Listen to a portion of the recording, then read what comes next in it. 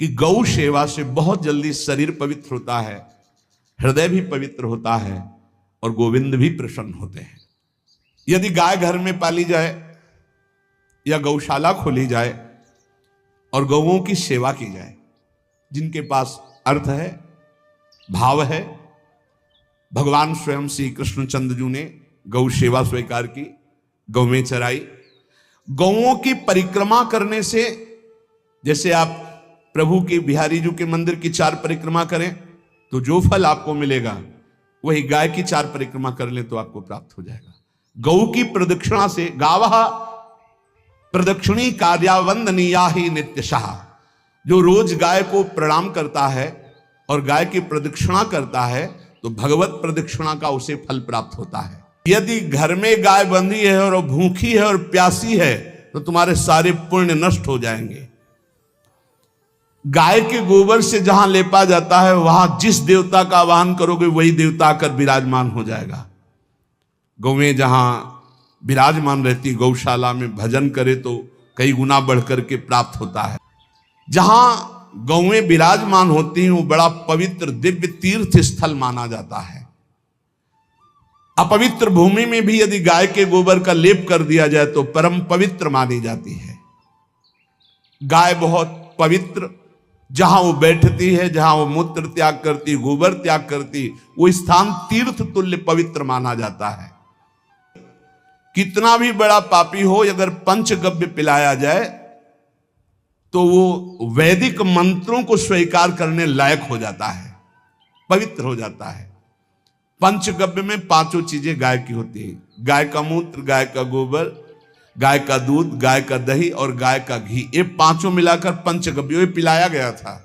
पहली बार जब वैदिक मंत्र दिया गया था तो पंचगव्य बनवाया था गुरुदेव भगवान ने सन्यास, और वो पिलाया था। ये पंचगव्य पिलाने से अपवित्रता का नाश होकर पवित्रता का संचार होता है। इसलिए धन्य है उनका जीवन जो गौ सेवा परायण है भगवत भाव से। गाय में साक्षात भगवान का भाव रखकर गौ सेवा करते हैं। गाय बंदी हो घर में, वो प्यासी है और भूखी है, तुम्हारे सुकृत नष्ट हो जाएंगे। तृषिता गौर गृहे बद्धा, क्योंकि तुम्हारे पास है, सेवा करना चाहिए। यो वै गाम प्रतिसिद्धेन्तो चरंतिम च स्वतरणम नरहा तस्य पूर्वे च पितरः कंपन्ते पतनोन्मुखा। यदि गाय हरी हरी घास चर रही कहीं और तुमने डंडा ऊपर प्रहार किया, लाठी मारी, तो तुम्हारे पितर खोपड़ी के बल नरक जाने के लिए तैयार हो गए। ये लिखा है कि जो प्रतिदिन अग्रग्रासे परोभावा कर्तव्यो भक्ति तोन्वहम अकृत्वा स्वयं आहारम कुर्वम नापनोति दुर्गतिम।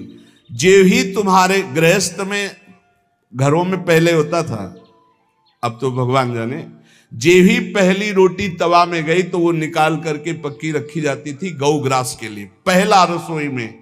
तो इसमें लिखा प्रतिदिन स्वभोजनम, पहले स्वयं भोजन न करके गाय के लिए ग्रास निकालना चाहिए। जहां गौ को माता की पदवी दी गई, जहां गौ को हम आराध्य देव के रूप में मानते हैं, आराधना करते हैं, गौ रक्षा, गौ सेवा, ये बहुत बड़ा इसमें छुपा हुआ है। स्वयं भगवान अवतरित होकर गौरव, जब गाय के रूप में पृथ्वी रमाती तो भगवान का अवतार हुआ है। बड़ा विचित्र समय आता चला जा रहा है कि अब आधुनिक यंत्रों की ऐसी सेवाएं हो गई बड़ी बड़ी कि अब ना बैल की जरूरत है, और ऐसे दूध की महंगाई बन गई कि अब देसी गाय 2 लीटर 3 लीटर 4 लीटर, और ऐसी ऐसी कि 20-20 25-25 लीटर दे तो कौन देसी गाय को। तो गौओं का सेवा का भावना शास्त्र आज्ञा करता है।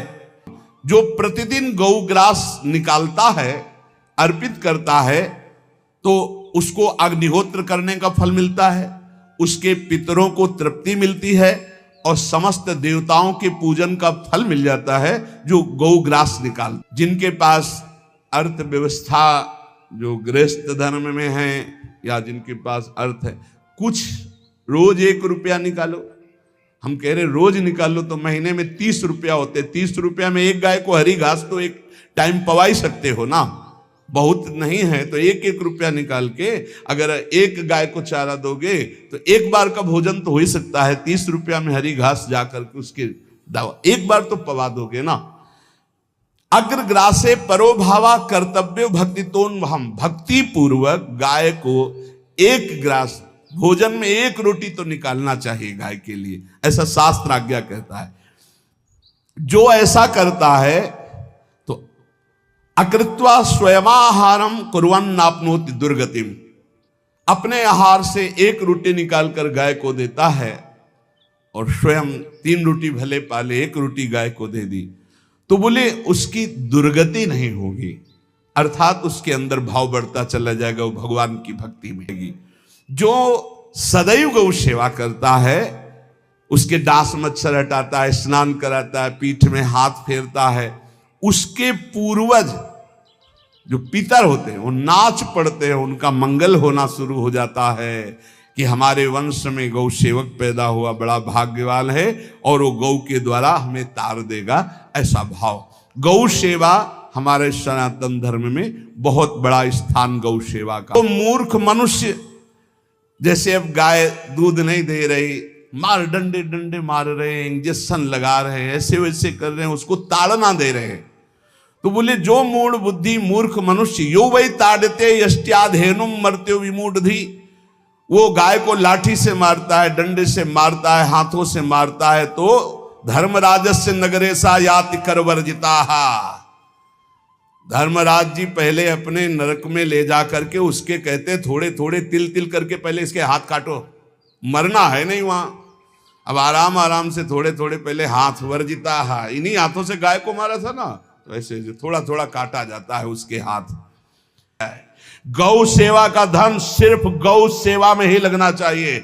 आप गौ सेवक है, दूध पान कीजिए, रोटी खा लीजिए, लेकिन गौ सेवा का अर्थ आप अपने वासनाओं की पूर्ति में, अपने मनोरंजन में या अपने मन के संकल्प भावना में नहीं पूरी कर सकते। गौ सेवा के लिए ही पूरी कीजिए। गौ के वास का निर्माण, गौ के भोजन की व्यवस्था, वो दूध दे ना दे, वो कैसी भी अवस्था में हो, उसकी सेवा परायणता, उसके लिए सेवक रखना, सेवकों को भी सुख प्रदान करना, लेकिन स्वयं कभी गौ के सेवा के लिए आए हुए धन का स्वयं के लिए भोग न करना और निरंतर भजन रखना, उसे परम पद की प्राप्ति हो जाएगी।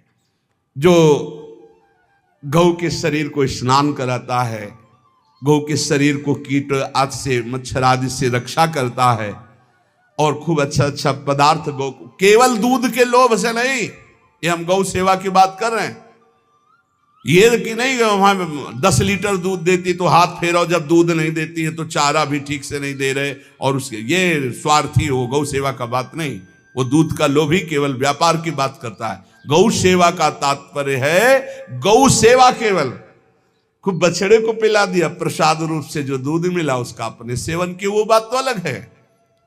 अब बछड़े को तो जरा सा केवल पिन्हाने के लिए कर दिया और खूब सारा दूध लीटर में नाप करके